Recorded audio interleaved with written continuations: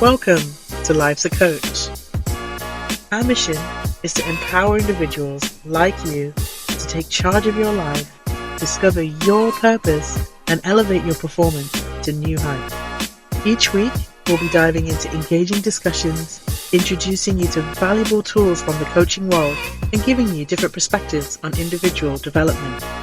Whether you're seeking clarity, motivation, or a fresh perspective, we've got you covered. Again, welcome to Life's a Coach, where the power to transform your life begins now. Welcome to Life's a Coach. I'm Avery Yosfat, and today our coaches Jean, Lexi, Almar, and Eric discuss the topic of cultural perspectives on masculinity. It's a powerful conversation you definitely don't want to miss. I am interested, in this perception that you're thinking of, Eric, or that you're wanting to know about. So American men versus all European men. I guess because that's a difference in itself, right? Because Gene, just for some context, Almar, I think, was the discussion was centering around hair, first of all, right? And what we do with our hair. And, obviously I'm a guy, so I wasn't as, I couldn't quite resonate as much. But then I just explained that, as an English guy or European guy, first of all, in my work, I wear like one of those man purses or whatever you want to call it, like a satchel, right? Yes. Just because I think culturally, it's just, living in London, that's just how, you know what I mean? Everyone kind of dresses, right? And it's just easy, just put all your stuff in there rather than your pockets getting all filled up. So I was trying to explain that despite the fact that, like, because of that, other American men and women as well, I guess, maybe sometimes perceive me or see me as like metrosexual. Do you know what I mean? Oh, that's the way he dresses. Just a little bit smarter and less like sporty and stuff. Like I'm much more like slacks and a nice shirt rather than like, like go out in shorts and things like that. Not that like I wouldn't, or that's, negative or anything like that. That's just the way kind of I am, right? So people kind of like put me in this box, right? Metrosexual. But in actual fact, I was explaining how, really like, I take like 1 minute, showers, 30 seconds to do my hair, just kind of flick it across with a bit of wax if I do that, and then sometimes wear a hat.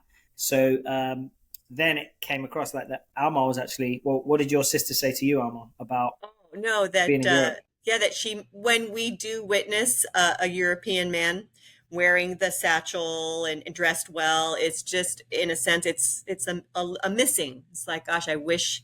It's so wonderful to see a man, dressed well and embrace the style in a masculine way, whatever way appeals to her. Nothing. And that that makes me feel better. So thank you, first of all. Yeah, absolutely. I'm not in circles where that is perceived as a positive thing. Let's just say that, right? Are you sure? Yeah, no, trust me. And I mean, I think this is a bigger picture for me, even just like the circles that I'm in. But yeah, Alexis probably knows, like, being in Tampa, but maybe you, Almar, as well. I don't know. Just, sports and very masculine, maybe mentality. Yeah. But then the question I asked Jean, as I'm stepping into this world, right, of perceptions of women, right, I was interested to know, as women here, obviously Jean's in Canada, but obviously Almar and Alexis, is it, North America, let's say. What are your perceptions of men, American men versus, we'll say European for now, right? Because I know obviously I'm guessing that English is different to the continent, if that makes sense. At least in England, it would be perceived like that. English men or British men would be perceived as different to European men. So I guess, like, what, in your guys' views, what is the perception? Let's say if you first started dating somebody who it would be, is British or American, kind of, what's your perception of, what does that mean for them? Like, right? Because I think we all stereotype a little bit, right? Just to kind of almost make life easier for ourselves. So what will your perceptions be initially? I mean, I can say that's like Now I'm just trying to think. Got saucy quick. Yeah. Alexis is difficult because obviously recently married. So yeah. Recently married. Husband in the other room. No. So first of all, Sean knows that I love accents. Like that's always been one of my things. So when I hear an accent, I'm instantly just intrigued, I think, because to me it feels more cultured, and like because I have such a love for travel, it like makes me interested. Like, ooh, what kind of stories or places have they been? So when I think of, for example, European men, I almost think that, and I, I was just listening to a podcast episode on this the other day. I think it was Jay, that they were talking about like the British accent is almost always perceived as like by Americans that they are smarter, that they're more intelligent. Yes, yeah. And I was like, yeah, that's what I actually kind of feel that way. It's like they're just, I don't know, they're just smarter in some ways. But I've watched a lot of like British movies, British shows, so I know that there are multiple different types of men, shall we say, just like in the US. But I do feel that I don't think that there's anything in particular that like sets a European man apart other than they might take a little bit more pride in their appearance. That is one of the things that I do kind of think of. Obviously not all. And it just really depends on where you are here. So like Tampa, I can think of one friend in particular that I can promise you it takes him longer to get ready than me. And he is 100% straight, very into women. Like I would categorize him as metrosexual for sure. And he would proudly display that. But yet, he can rock around in like some basketball shorts and a t-shirt, I'm sure. Like, just like you're saying, Eric. But he goes to the dry cleaners. Like, I feel like that's kind of a cutoff right there. If your man goes to the dry cleaners, that like he's taking a little bit more pride. But like you're saying, actually spending time doing their hair. Sean keeps his hair extremely short. That's his style. That's part of who he is. So Sean is more like a linebacker. Like he's just not, he is more sporty in that way. I would never try to like dress him or something. Like we've talked about little things, and that's kind of one of those where I'm like, yep, okay, that's not my area for him. I have so many questions. Oh my god, because I've never been in this situation where almost like this is like, what is that? That old show with all the women around the table and they're just talking women The stuff. View? The View. I know the that's what I view, thought of. yeah. The View. I felt like The View, yeah, exactly. Because like, and this is like, a man's You can insight ask us into a woman's questions. world. So I feel as if, yeah, like I would be doing something criminally wrong, to all the men listening to this podcast if I didn't go. Do you know what I mean? Like, didn't ask. Do you know what I mean? We can take this in a different direction. Yes. Yeah, exactly. I can take it. This is fun. No, yeah. Do you guys have anything to add, Almar, Jean? Jean? Yeah. Not really, no. I have nothing to add. All right, cool. All right. I'll just keep listening. All right, cool. Well, all right. I'll escalate a little bit then, so hopefully that helps. And when I say escalate, just like I guess more interested about, like let's get into, dating and like, initial conversations, right? So just in general, and you can use, what I mean, like the way, I know Alexis in a relationship. I'm not sure about Almar. Jean, feel free to, specify or not specify in your answers. But, now I think it's the world's becoming very different. First of all, let's frame this with social media, with things like dating and things like that. The way that you meet people is very different to how it used to be. So, for a guy in the dating world, definitely not talking for myself, but how do they navigate that? Like, what is a woman looking for with regards to when meeting a man, let's say, for the first time, right? Like, what settings are we looking at, like, for a potential romantic partner? Not that we're actually looking for it, but what things are you taking into consideration? And I'm sure everyone's different, but perhaps just some guidance for men looking to date women. When I was in my 20s, it was very different, right? It was much easier just to talk to somebody at a bar, or even um, even at a shopping mall and things like that. Do you know what I mean? There was just more people around and more conversations, right? But now with everything going on and social media, it makes things a little bit different, right? So again, no, putting you guys on the hot spot, but any thoughts there? I'm interested to hear your guys' opinion on what you would find, what I mean, like intriguing, or what would interest you in having a conversation, let's say, with somebody else. Any thoughts?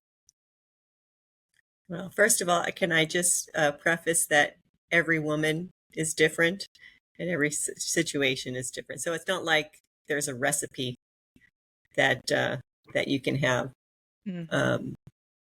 for sure. And some people, I almost dare say that most people do not like dating apps. I dare say that the organic way of meeting somebody still is preferable. So I don't have any experience in dating apps, so I can't even touch it. But yeah, and there's something to be said about human connection, liking somebody, like the way somebody looks, like the energy. Jean, please forgive me, but you had a beautiful story that I loved, about striking a conversation up with a guy in line, to get coffee.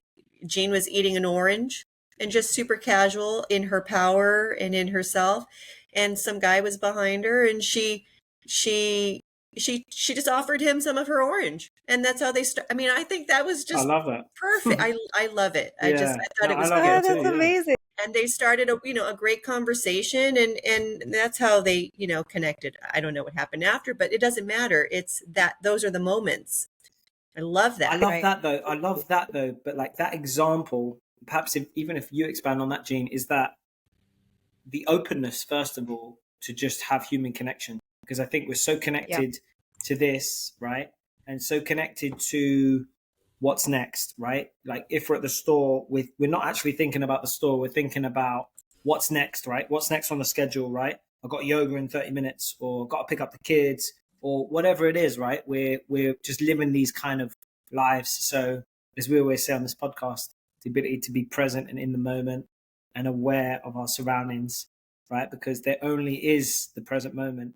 But then obviously that openness as well. I love that, Jean, just to kind of, be aware of other people around you, and just obviously, I think that the view of being able to serve, if that makes sense a little bit, just, the ability to just, see the outside world and maybe give, right? Rather than, again, thinking about take. But nah, Jean, I'd love your thoughts on that for sure.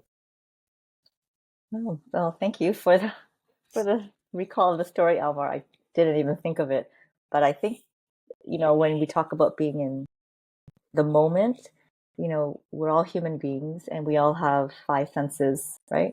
So I feel like when I know, I see something, I'm listening, anyways, you understand, like when I'm engaged with my full self as a human being, I think I don't know, it just comes kind of naturally. Maybe that's not everyone's cup of tea to be approached by a stranger. And I think I was also very careful to understand that people have boundaries. So it wasn't like, here, have some oranges. It was like, he was staring at my oranges. So I said, hey, I just peeled this orange. Would you like some? Please go ahead if you feel comfortable, right? So, And he I said am aware yes, right? that He said yes. interaction. Oh yeah, he chomped on them, and we started having a great conversation. I don't know. I'm just thinking, if I was the guy in that line, I don't know how I'd react. Like taking some orange. I don't know if that's the Britishness in me of not wanting to, like, do you know what I mean? Like not wanting to like invade your personal space. Even though you asked me, I don't know. Yeah, that's an interesting one. It I think doesn't it's a matter if you take person-to-person the thing. orange or not. That's not the point. I know, Right. I know. Yeah. It's the I'm modern day overthinking it. handkerchief, you Conversation. know? That's what it It's is. the It's just offer. Yeah, Yeah. it's the offer because that was an invitation basically for conversation. yeah, it's that. So cool. Yeah, I definitely have very similar perspectives. I do think that it's about human connection and things like that. I did meet Sean online, so I have that straight, but we weren't trying to meet through a dating app.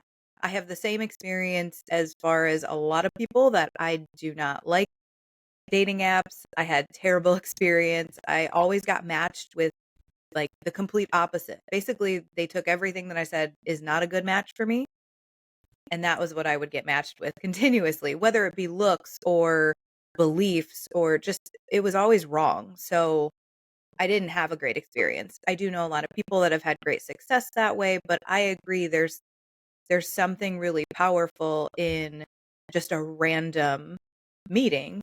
I do think it's really difficult to meet, and that is why sometimes people like more of the somewhat anonymity in the beginning of meeting online where they might feel like they could be a little bit more themselves. However, the opposite could be said that people are putting on a facade. So although I did meet my husband online in a Yahoo chat room over 20 years ago, just as a friend, Aw, wow, um, yeah, I that's lovely. do love the human connection that you do meet in just like a coffee shop or something like that. Like you see in a lot of rom-coms. I'm a big rom-com fan, so of course I I'm am gonna too. love and support those in real life. But I think one of the other big things to think about is depending on where you are in your life, whether that be age or just phase of life that you're in, I do think that, Eric, this is where it especially differs for women. Women are going to want different things at different times in their life, for example. So I think it's really important to be open and honest always, but especially upfront in a situation where you are looking to date. Sean and I, we talk about this all the time that when, even though we had been friends for 14 years when we started dating, so we knew a lot about each other, but there were still things about each other from a dating perspective that we didn't know. And so we had to discuss those things. And we're both very open and honest. And because we had built such a solid friendship, which is the number one thing I would always recommend for dating, build off of friendship first. But because we had, and it was long distance at that, our friendship. So we had very, very strong communication skills. But there were things like, do we want kids? Or what do you keep the thermostat at? This is a joke, but it's legit, people. Like, if you guys are complete opposites, you are not going to be happy in a house together. So you need to have those conversations up front. And I think that it's just one of those things where again it depends on where people are. I have a friend who she's recently divorced, and even though she has a son who is turning 10, so he's aware of some things going on, but she is just recently divorced. She does not want to jump right into something really serious, but she's not just looking to like mess around either, because obviously she's hoping that eventually it might lead to something, but it's not like she's not looking to walk down the aisle right away. So it really depends. There are a lot of other women, of course, that is their hope. That's what their goal is. So I think I don't know if that really gives you some insight, Eric, any more than No, I think that's a before. great segue, Alexis. I think it's a great segue because obviously, my initial question, I guess, was about meeting new people, right? But then now we all have our baggage, right? We all have other relationships, other situations, circumstances that we're coming from. Mm-hmm. So, you know, going from dating to something more serious, right? Or even just that dating situation when you're getting to know somebody. What are perhaps some do's and don'ts, as you mentioned, because I think it's important that, yes, and Jay always says this, right? You're putting like a mask on when you first meet someone. It's just natural, right? Because you want to show it's not a lie as much, but you're showing your best self, right? You're showing your Right. best self, and usually you're hiding certain parts of you that are potentially important for a potential suitor to know the real you, right? The ins and the outs. So, talking about that, and I'd love to hear from you as to, what are the important factors, I guess, for you, when meeting somebody, right? Because everyone's different, right? Some people, as you said, would be more like, okay, like the big ticket items such as, kids, big house, are we going to get married? We're going to have a massive wedding. Some people, those types of things are the most important things. For others, it's lifestyle and connection and life experiences and things like that. And for others, it's, just almost the opposite of that. It's like, look, like I really enjoy us, our time together, but I want to experience life myself, right? I want to still maintain a relationship, an individual relationship with myself while being in a relationship with you. So I guess, for my question, I guess what is important for you in a relationship, right? Like, so what are the things, I wouldn't say that you're looking for, because, I may have used that term in the past, but it's more like, what is your frequency? Like, let's say right now, even if you're, within a relationship or not in a relationship, looking for a relationship or not looking for a relationship, right? What, like, I think it's very much about the phase of life that you're in currently, right? So, with people within your life, what almost, and I don't want to make this like a checklist, so to speak, but what things are important to you, like right now, for the people in your life? And that might be romantic partner or just close friends. Can I ask for a little bit of clarification before we move forward, Eric? I kind of want to rewind a little bit to what you said about when we first meet somebody, we're wearing a mask and we only present our best self. What does that mean exactly? Are you saying we're not letting the other person know that we actually want to get married, or just want casual sex, or just want, is that what we're hiding? Because because is that what it is? No, yeah. So great question, right? What I alluded to was just I would just say, quote unquote, the normal way, or at least the way that in the past I thought even was healthy in many ways, right? Is that presenting your best self, right? Not so much lying, but presenting your best self. So, never, a prime example is if someone, cracks a joke, right? That is potentially, offensive, right? Or something like that, that you wouldn't agree with, right? And I'm using very vague terms here, but, you'll let a lot more slide just to kind of keep the peace, because you want to show your best self, right? So you dress immaculately, you're going to pick up the check, you know what I mean? Like, you're going to be very funny. Again, when they try to get into those types of conversations, you'll agree with everything that they say. They like Alexis, like rom-coms. Oh, I love rom-coms. Do you know what I mean? Like, it's not so much lying. Like, I know some rom-coms, but I'd much rather be watching a horror. Do you know what I mean? Like those types of things. I think like we're just presenting a different side of ourselves to the person, so that it's almost like that neediness, that nice guy syndrome mentality of like kind of like no boundaries, no real, you know what I mean? Like, and I'm not saying that this is the right thing. This is like almost what a lot of people do, right? And I was almost being facetious to be like, to challenge that, right? To be like, but I love where you were going with it, and that's exactly where I was going with it. Almar, is like, again, like, so for what you're asking is, do you put it down on the table very early as to what this might become. Do you know what I mean? You know, is that first date talk, or is that kind of again being facetious, or is that like 3 months down the road when you know that you want to spend more time with this individual? Do you know what I mean? So like, again, no rules because everyone's different, but like, where do you go with everything? Anybody? I'm huh. Again, we're all very different. No, it's because I'm definitely not gonna sit at the first date and say, I want 2 kids. I want to be married by June.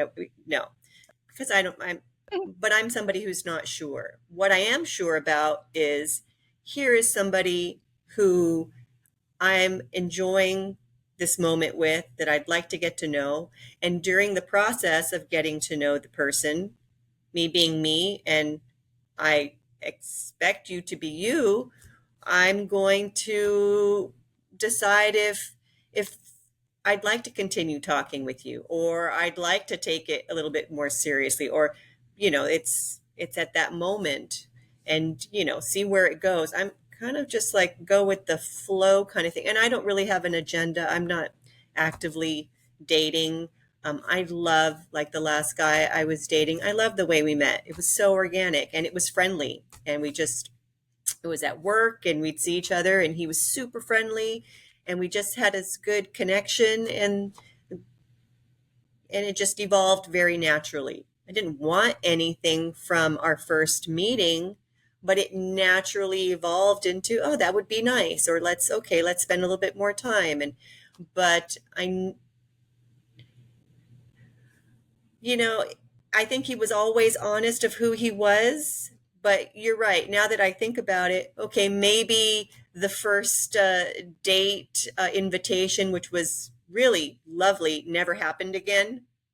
I don't know. Is that to say that he was putting on a good front? I don't think so. I think it's just life and circumstances and the way things go. But yeah, I just find your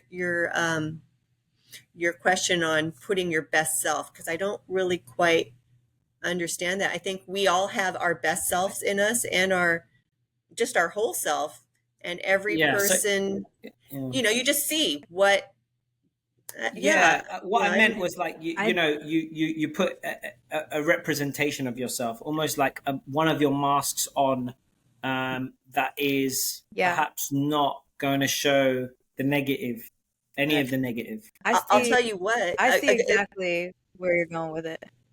No, I do, and I just want to say that I think a really good sign of a good first date and a potential relationship is that you can be your whole self. There's no best self. You're 1000%. just you. You can't help it.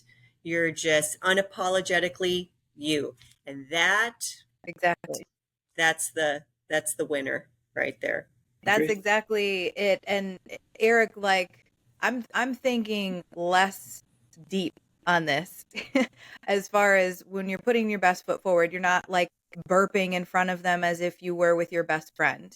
Women, for example, a lot of women will refuse to they'll refuse to go without makeup in front of their partner for a while. That's a really common one. I used to be that person, and now I go without makeup all the time in public because I'm more comfortable and happy with myself. I think that that's the difference, is it depends on the person, of how much, like Almar, you're very comfortable with yourself, so you're freer in that way to be more of yourself, which I think is a huge testament to yourself and your own personal development. And I absolutely agree. When you're comfortable enough together, especially on a first date, but hell, even in your first month of dating, if you are much more of your natural self without even thinking about, oh, I don't want to say that, that's too weird. Will they think I'm weird? Will they think I'm too silly? Whatever that may be. If you're not even thinking about that, and you're just being free, like, that is a huge sign that's a good green flag, folks. Like, listen to that one. But that's more of what I'm thinking of, Eric. And it's not even so much of hiding some of those bigger ticket items. Although personally, I don't like to waste my time. So I don't like to waste other people's time. And I'm just gonna say, like, I made the choice a long time ago that I didn't want kids. I love kids, but I like giving them back. I like being the aunt, and I'm happy with that. But I knew that. So even like you're saying, Elmar, if it's something you don't know, then of course don't declare it. Like, let it just go with the flow and see what happens. But if it's something that if Sean, for example, would have been hard set on having kids, that was a conversation we had early because we knew that that was something we couldn't change about each other because we were both very, very set in our decision on that. Thankfully, it matched up, and so we were able to like keep moving forward. But I mean, I think it's deep topics, but also just some of the comfortableness that we feel in being more and more ourselves, our weird and goofy selves. I'm extremely goofy in front of Sean, more than with anybody else. He sees the very real, natural me. And so I think of it that way, is I guess more of what I thought you were talking about, Eric. Yeah, definitely. So I love that. And yeah, just especially what you guys said about, yeah, the ability to be able to be yourself, right? First of all, I think that comes from a place of inner self-love, right? So as we always say, is first of all, a journey with yourself before you can let somebody else in properly, right? So now, again, navigating, I guess, that transition, if it is even a transition, because again, when it comes naturally, I think it just happens by itself, where you go from, going on a couple of dates to maybe dating somebody and, what you would call being in a relationship with somebody, right? The honeymoon period's gonna, you know, kind of go eventually, right? Obviously, that newness, I think us as humans, it's just normal to have that tendency to want something new in our lives. It will go away, right? So, that's where potentially again, maybe, in perhaps relationships that aren't as natural, arguments are going to take place, right? Conflict is going to happen, right? So, how do we navigate that, right? That first serious, you know, conflict where you don't see eye to eye and you realize, oh my God, what have I done? This person is not the person I thought that they were, kind of thing. Again, it doesn't always need to be that serious, but perhaps about a serious situation, right? Or an argument that you had, right? So tips for, first of all, yeah, like I think communication styles and understanding, like fighting styles, right? And I know in the future we've spoken about like different attachment styles, like potentially getting into that anxious versus avoidant and things like that. But now more just the ability to be able to resolve conflict and have a conversation with somebody who is not seeing eye to eye with you. Any thoughts on that for you guys? Can I ask you, Eric, how did you so first of No, all, please. going back to the dating thing, is that so, how did you were in a beautiful long-term relationship, and so, Yep. how did that start, and how did you maneuver the conflicts in your life? I think, yeah. Obviously, we met in college, so it was a long time ago. And one thing I'll preface is the fact that, you go through many transitions and changes in your life, right? As a person, and that other person is also going through their own changes and transitions, physically, mentally, spiritually. So, the person that perhaps you fall in love with or that you begin a relationship with is perhaps not the same, 5 years 7 years, 10 years later. So I think you need to constantly be, first of all, communicating as with regards to your needs and your priorities, your values, and how they're changing, staying the same. Things that you like, that you don't like anymore, right? Like, just in general, I think communication needs to be open, especially during those transitions, right? It's very easy to communicate when things are good and well, right?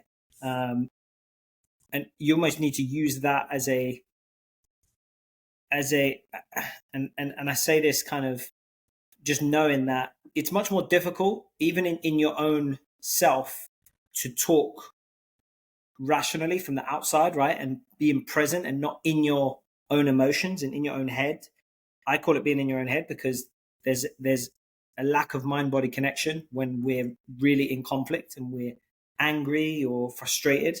So it's almost more important when you're in a good place communicating to be, to poke the bear a little bit, I think, and to have those conversations that, what would you do if, do you know what I mean? Like this happened, or, I've noticed that, you really, I don't know, don't like it when I, say that. You haven't really said anything, but, you've kind of,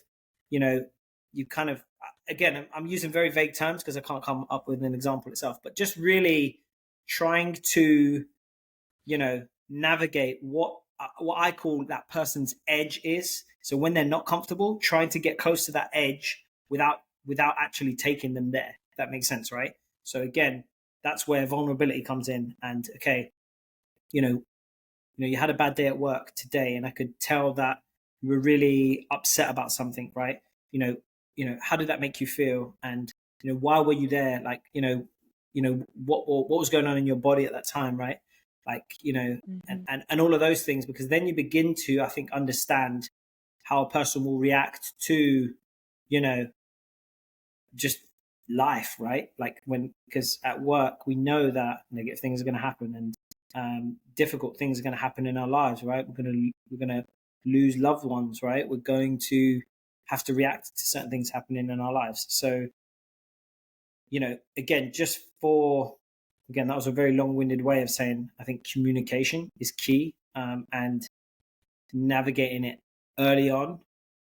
That's probably something that I didn't do. So I would have probably wished in hindsight that I'd had those types of conversations, because when anything was good, it was good. But perhaps when you have conflict, also deal with the conflict. I think there's a miscommunication, a misunderstanding that, like things like cooling off periods and things like that.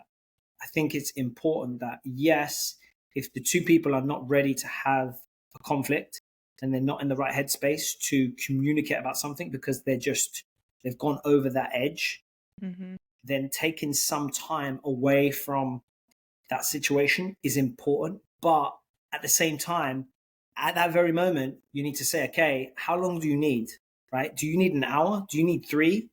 Because we need to talk about this. Because I think in any relationship, there's, as I said before, the anxious and the avoidant will always, they'll never want to have that conversation.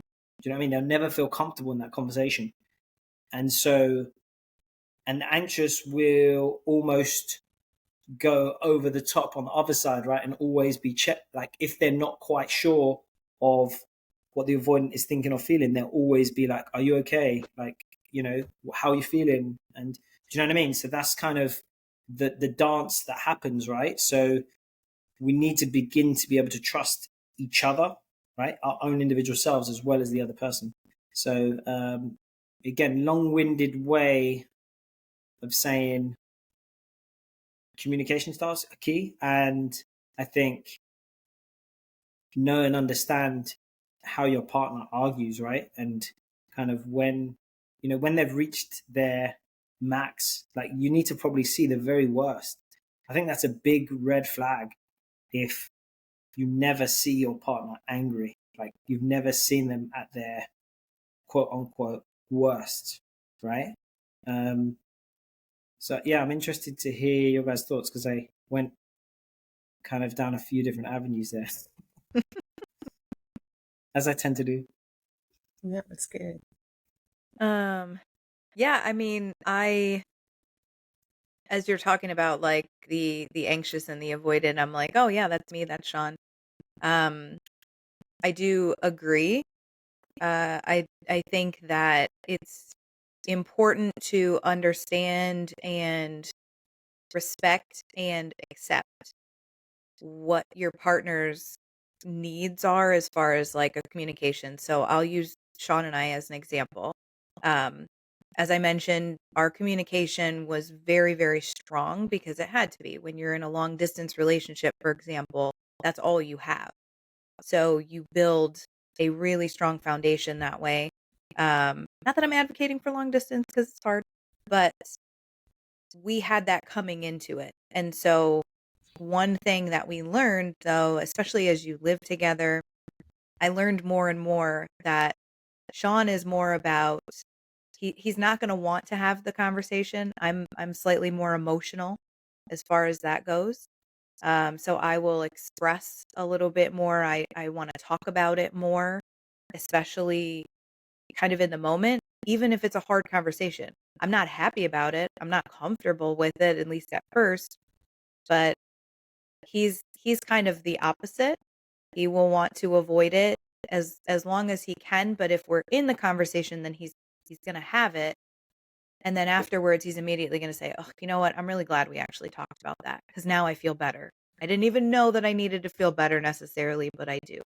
But we both have to compromise a little bit and understand if it is that big of a disagreement that he needs time to cool off. I had to learn to be okay with that, even though that goes against what I want or need in the moment. But as long as, like you were saying, if we have kind of a set idea of, well, how long do you need? I'm not sure that that would work, but I might have to try that the next time. Like, how much time do you need?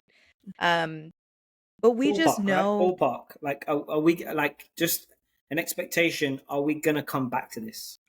Maybe well, not even a when, right? Like, yeah, can we check in that's tomorrow? You know what I that's mean? what we've Something done. like that. Oh, no, no, Yeah. no, no. That would not work. It will be the same day. Like, Okay. we will not For go to you? bed For you? angry. We've never Oh, gone okay. to bed Gotcha. angry. I mean, other than when we're like away from each other for the day or something, we don't. The longest we've ever gone not talking because of a disagreement was 4 hours.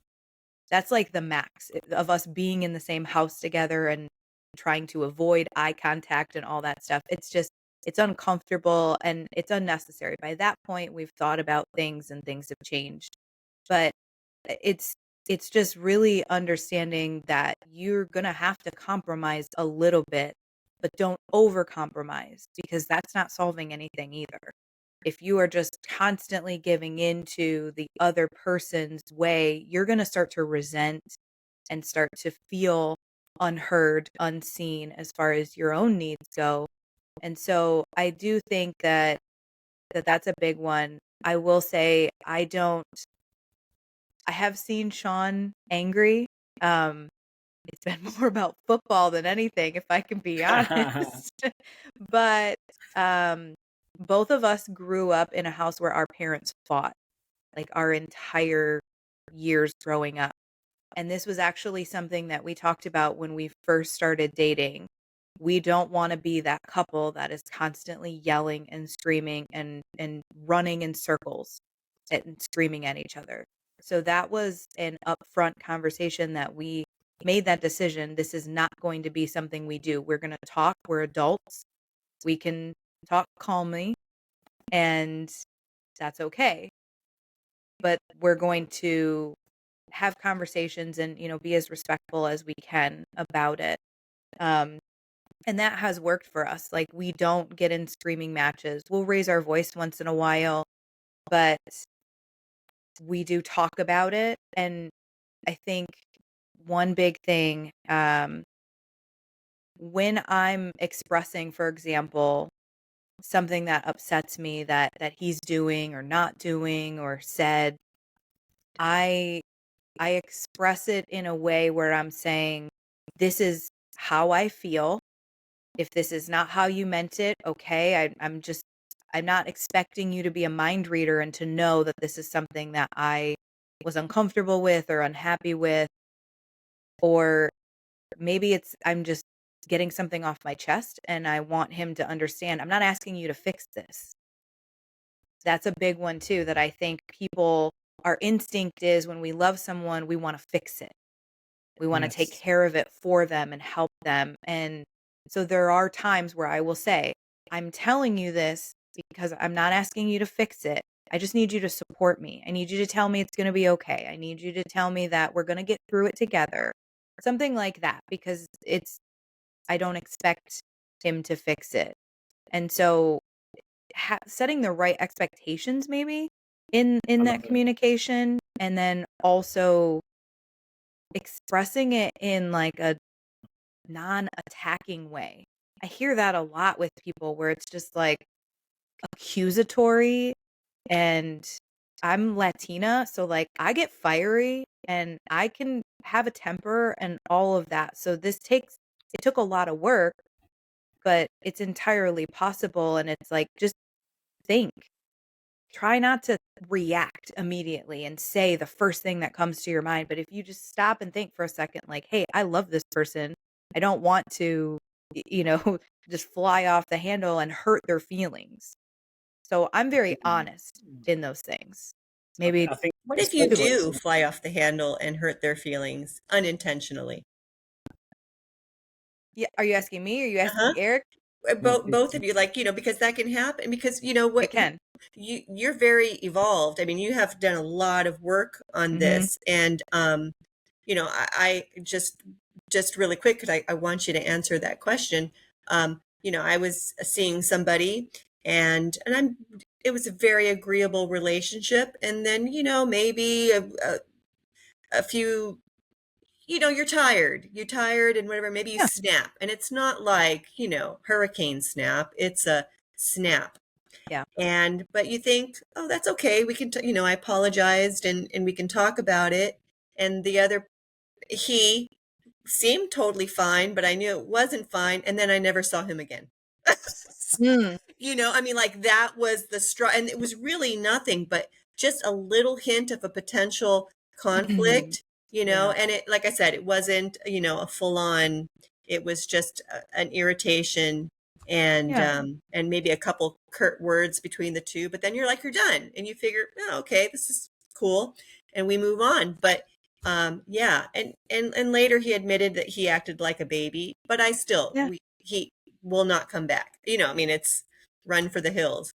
And it was Yeah. just a little hint of disagreement. So, you know, you have worked through a lot of that. And, but what did you do? We're human. What happens if you do lose your temper just for a moment? And of Yeah. course, you can. It still happens.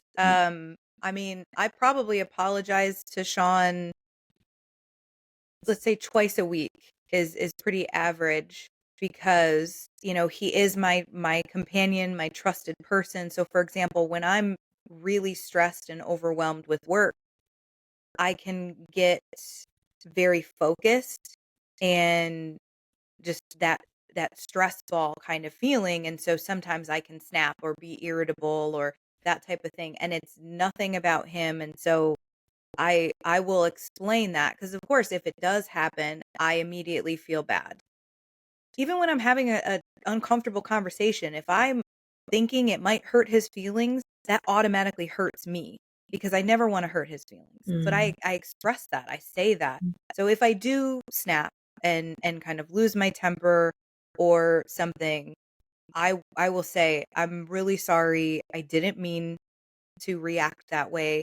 It's not about you. I'm just really stressed because of work, but I shouldn't take it out on you. I'm sorry. I'm very fortunate that he's evolved enough that most of the time when I do say that, especially if it's about work, he'll be like, "Oh, I know. I didn't even take it. It didn't even upset me. It didn't even register." So I'm very lucky in that way. But if it is about him, he also will kind of call me out on it if I don't apologize, for example, like right away. Um, there are times where apparently my face does things that I'm unaware of, or my tone, I don't feel like I have tone. But maybe the way that I asked a question, whether it's the tone or the words that I used, maybe I'm in a hurry and I wasn't really thinking of how I worded a question to him and it seemed accusatory. And he'll be like, he'll get a tone with me. And I'm like, okay, wait, what just happened? Because now I'm hearing the tone and I'm not happy about it. And so we'll start to, he'll say, well, I'm reacting to your tone, or you said it this way, or I felt this way about what you said. And then I'm like, oh, I really did not mean it that way. I promise. Like, that's not at all what I meant. So we try to be really regulatory with each other about that, where if we have to like let something go, then we will. There have been things that maybe I wanted to broach a conversation with him about, but I talked myself out of it because I thought this is just not necessary. Like, am I going to be upset about this a week from now? Or am I just upset in this moment, and what else is going on in my life that might be contributing, and I'm kind of like leaning toward putting it on him? And then when you dig deeper, maybe it's, oh, well, you know what? My health is out of whack right now because I haven't been eating very well. I stopped exercising. Work is crazy. It's actually not about him at all. It's about all these other things going on in my life. So that's one of the ways that I have kind of evolved that a little bit. But if it is really bogging me down enough that I'm having all kinds of, Eric, you talked about like internal conversations where you just kind of build a scenario in your mind. If you're having internal conversations in your head with your partner continuously and you're like upset, you're pushing all those feelings down, that's going to blow up. So you should talk about it before it gets to that point. Before you feel like, Agreed, yeah. yeah, you're just going to release that full temper, like just talk about it now. There have been uncomfortable situations in my relationship, for example, big conversations that could have been deal breakers that I had to broach the subject and set my boundaries and say, this is not okay with me. Like, we can change this behavior, or maybe we're not meant to be together, or, we need to grow from this or through this, one or the other. And those are not good conversations. They're never fun to have, but They're important. Yeah. they are. And if you have the friendship foundation, this is another reason why I advocate for it. You always know in the back of your mind, like, this person is my friend. We were strong friends first. So it's a little bit easier sometimes when you think of it that way. There's still always the fear of they could reject me and they don't like this reaction, or they don't like this conversation and they just leave. That's always a possibility. But if you feel strongly enough about it, then that's important to you and your values. And ultimately, then they weren't for you, if that's really the case. But Awareness, right? I mean, just like yeah. awareness. And you, Alexis and Eric, you guys live in that world, and that's, credit to you. And you can only take care of yourself. And it's no guarantee you're going to come across someone who's on the same path as you or Right. in the same place. None of us are in the same place. But yeah, and learning to have those difficult conversations is scary. But Eric, I'm going to turn this to you. You just, be confident, because you have a lot of tools to, even help the next person that you spend a lot of time with, because I think we all want to be better. We all want to do well. And having one person in the relationship, like Eric, you're going to be going into, that have the tools and know how important communication is. I think, I don't know, you got definitely a lot going for you in that department. And Appreciate that. And like one thing I would preface that with, and perhaps this has been something that I've been guilty of, is like we spoke about boundaries and red flags, right? I think it's important to realize, what someone is capable and willing to do, right? Like, what is their edge? So, like, an example would be if someone's just not interested in personal development, right? That's one thing that I've noticed. If they're not willing to invest in themselves and they don't want to be better, they're happy with who they are, then they're probably not going to sync with me, because that's just such a big part of my life. So that's probably what I had. It was like I was so much of a Mr. Nice Guy in the past, right? Of just, willing to accept, like, that's who I was talking about myself, right? With regards to willing to accept, I wouldn't say anything or everything, but, I was much less selective with regards to who I would become close with, right? So, and perhaps, as I said as well, your needs change, right, with regards to your filters.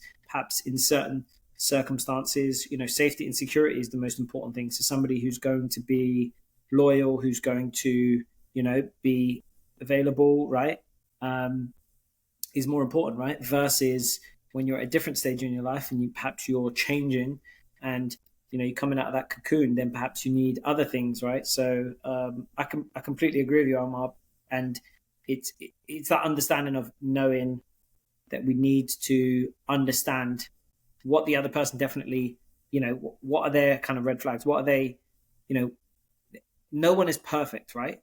No one is, the finished article, right? And no one's expecting that, right? So with that understanding, we need to understand, okay, what are their strengths, but also what are their weaknesses, right? And oftentimes we cannot ask the person that because a lot of people don't have that self-awareness to understand what their weakness is, or they haven't done the work, right? They haven't gone deep into, okay, as you said, right, Alexis, right?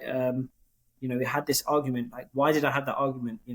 Like, both of you have a really deep sense of self-awareness because you've been in those situations and you've kind of done the work to understand, okay, I reacted in that way because, right? So now perhaps, I need to work on this. Do you know what I mean? I think that's probably the biggest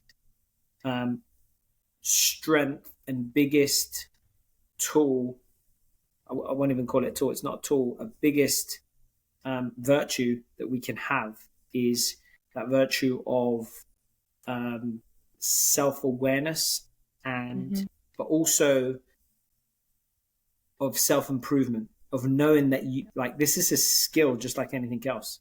It's not like that's one thing I don't really usually say words like hate or loathe, but when someone thinks that they're just like this and that's the way they were because it's genetic and that's the way they were brought up, there's no way that they can improve it because that's just the way they are. It's just who I am. Accept me.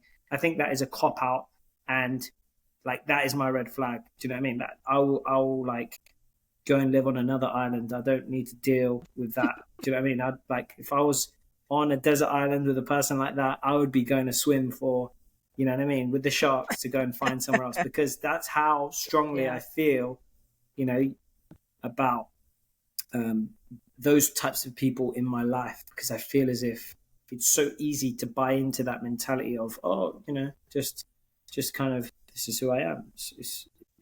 So that would be my answer. Sorry for the long-winded. Quite a journey, and I dare say, Eric, if you were on a deserted island with one other person with that mindset, you would step up and serve, and you would show them that no, in fact, they are wrong, and yeah, I hope so. Not that there's any right or wrong, but you lead by example, and it is a lot kinder and easier, I think, to live in your full authentic self and knowing that there's so much more to you than just who I am, because that's very limited anyway. That's why Alexis and Eric, that's why you guys are in the world, to help people see that no, you are not just this way. You are so much more. And let me show you the magic that resides inside of you. Mm-hmm. Beautiful. It is one of the goals, for sure. Yeah. Anyway, this was a fun conversation.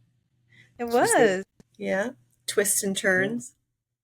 Do you feel like you've got some answers? Let us know what you enjoyed. Yeah, definitely. I'll definitely go there again because I'm sure we'll get some questions from some of the listeners, hopefully, about what resonated with them and what they want to know more about, because we'd love to hear also. And I wonder, Eric, if Alexis and I and Jean had to step away, if we answered your questions. And I don't think we did. I know that this is a new world and you're very curious. I know we meandered a little bit, but they're remember, fun. there are no answers, right? Only No. more questions. Right. So anyway, wonderful. Love it. Well, All right, happy guys. to help. Okay. All right. Thanks so much, guys. Thanks so much to you too. Thank you for joining us on today's episode of Life's a Coach, where our conversations aim to empower and support your personal growth. Until next time, remember that personal development is ongoing, so keep exploring, keep learning, and keep living a life that aligns with your true purpose.